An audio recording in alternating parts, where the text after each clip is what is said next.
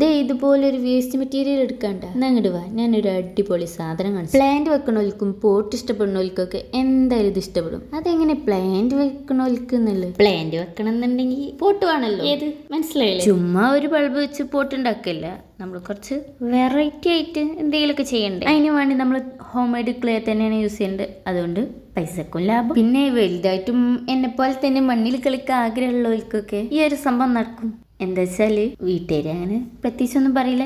എന്നിട്ട് തന്നെ ഞാൻ ഈ ക്ലേ ഉണ്ടാക്കിയപ്പോൾ എൻ്റെ ഉപ്പച്ചി തെന്തത്ത് തേങ്ങ ഈ കാട്ടണത് എന്നുള്ളൊരു നോട്ടീനി. വളർന്നു വലുതായി പന്തലിച്ച് ഒരു പടുമരം ആയും കൊണ്ട് തന്നെ ഇനി ഇതിനെ ചീത്തറിയാൻ പറ്റൂലല്ലോ എന്ന് എഴുതിയിട്ട് ആവും ആള് മിണ്ടാതെ അങ്ങ് പോയത്. അപ്പോൾ ഏകദേശം എന്താ ഏതാന്നൊക്കെ നിങ്ങൾക്ക് ചെറുതായിട്ടൊക്കെ ഒന്ന് മനസ്സിലായില്ലേ?